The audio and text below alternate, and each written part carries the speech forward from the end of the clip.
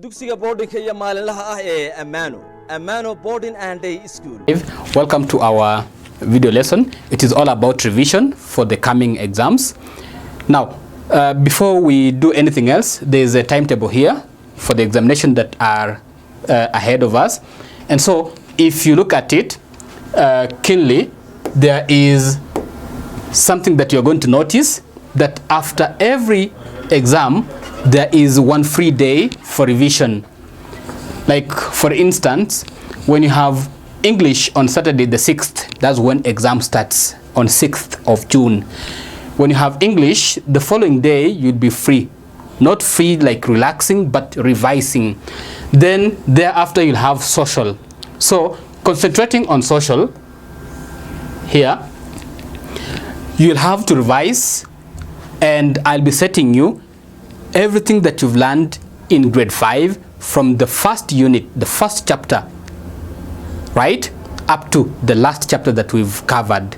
And therefore, I want to take you through quickly, just through what you learned and areas from which questions are likely to be set, areas where you'll have to concentrate while revising. And therefore, here is what I mean, that as we shall be revising for Cycle 2 examination, you will also be required to look at areas that are supposed to be covered.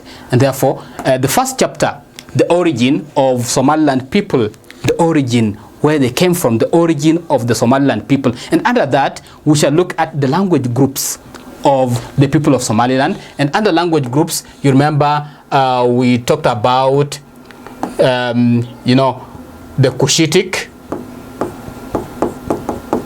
We talked about the Bantu, so Bantu. We also talked about Nilotic and Semitic. So if you remember very well, we talked about the people of Somaliland being belonging to the Cushitic language group. The majority of the people of Somaliland belong to the Cushitic group. We looked at that, and we also looked at the early people and the people of Somaliland, how they migrated. They moved from the coastal, the Guban place, the Guban region at the coast, and they moved to the Golis and the hinterland. And so we shall be looking, I'll be asking questions on reasons that made them to move, why they moved to the Golis region. They did not stay at the coastal place. Then also, we looked at the early ports and trade centers in Somaliland. If you can remember, the old ports, all of them, Maid, Berbera, and Laskorai, and Zaila, all those old towns and old ports are actually very important. We looked at them, and therefore you are likely to be asked a question about them. Then we also looked at religious sects. And these religious sects, if you can remember them, the Ahmadiyya, right? Salhiya, Rufahiyya, all those are the religious sects that we looked at. And therefore, you are likely to get a question about religious sects. Like you may be asked about the oldest religious sect, or which religious sect is largely followed by the people of Somaliland, whether it is Ahmadiyya or Rufahiyya, whichever. So you'll have to answer questions regarding religious sects. Then the next thing is about the Islam rituals practiced in Somaliland. All those holidays, the celebrations, are what we refer to as Islam rituals, or Islamic rituals celebrated in Somaliland. So expect a question about any holiday, Islamic holiday, holiday celebrated in Somaliland and across the whole world. Then chapter 2 is about the physical environment of Somaliland. Under the physical environment, you expect questions on physical features. You know, under physical features, you'll also expect a question on the area of Somaliland. I remember we talked about the area of Somaliland, right? Now, we talked about the area of Somaliland as being 137,600 kilometers squared. And we also looked at now neighboring countries to Somaliland and any other feature that neighbors Somaliland. For example, to the west of Somaliland, we know which country is bordering, or the country that borders Somaliland. We know to the east which country borders Somaliland or which feature is likely to be found. We know to the north and to the south, like that. So having looked at that, you are likely to be asked a question like which country borders Somaliland to the south or to the west or to the north, like that. Then also we looked at the 5 natural regions of Somaliland, the 5 natural regions, right? So the 5 natural regions of Somaliland, if you can remember some of them, right? We looked at the Nugal Valley, Ogo, Guban, and even the Golis. So all those, and Haud, all those regions, all those 5 regions, we also refer to them as the natural regions, or rather the physical, the relief regions of Somaliland, right? They're not administrative regions. So you expect questions about maybe animals that live in certain regions, or maybe plants, or the people and the economic activities, what they do in these regions here.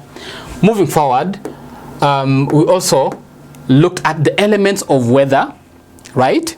Elements of weather, and they included sunshine, you know, we have temperature, we have cloud cover. So all those are elements of weather, right? Amount of rainfall, all those are elements of weather. And then later on, we also looked at the 8 points of the compass direction. Now these 8 points, you can remember them. First of all, we have the cardinal points, the 4, which are now north, south, east, and west. So all those other points found in between are also parts of the 8 points of the compass direction. Then chapter 3, we have natural resources and economic activities. We looked at what natural resources are and examples of natural resources. Good. So natural resources, things that a country has that can make a country to be wealthy, right? And these examples of these natural resources included things like land, water, livestock, fish, human beings or human power, and we also have mineral and vegetation. All these are natural resources, things that a country has. Moving forward, we also have economic activities. What are they? Things that people do in order to get wealth.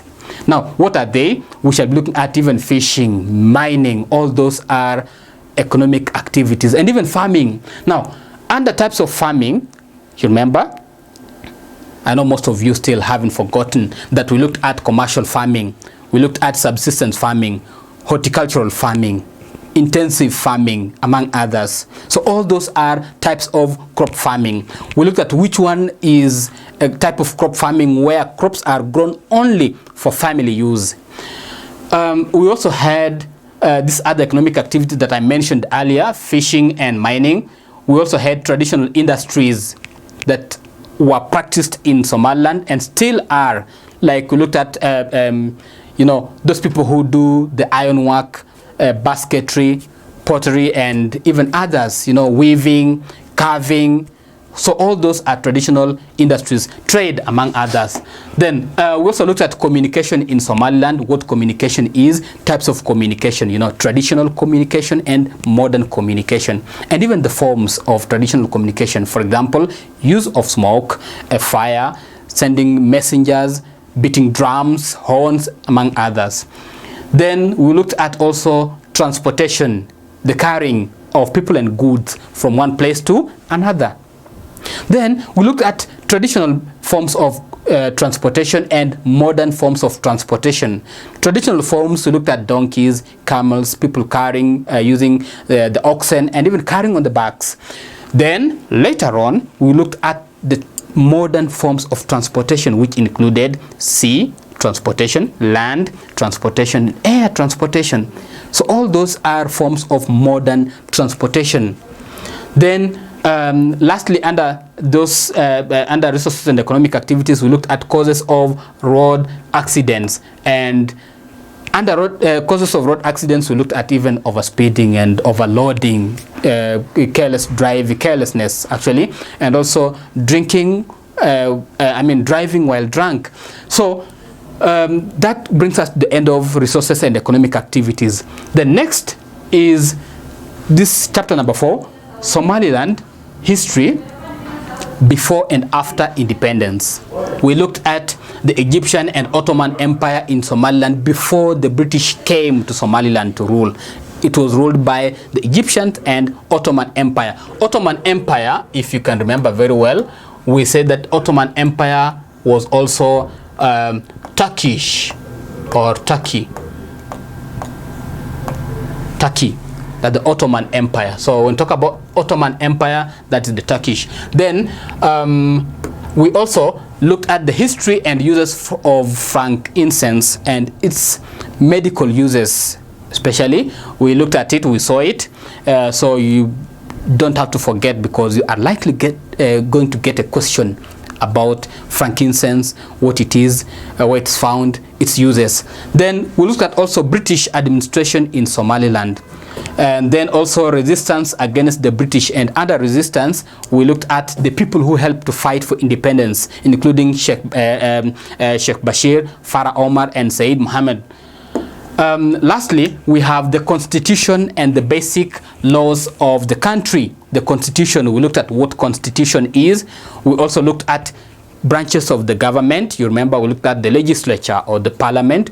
We also looked at the executive and the judicial arm of the government. So all those chapters that we looked at, these 4 chapters, are areas from which questions are going to be asked. And as a student, it is your responsibility to read, revise.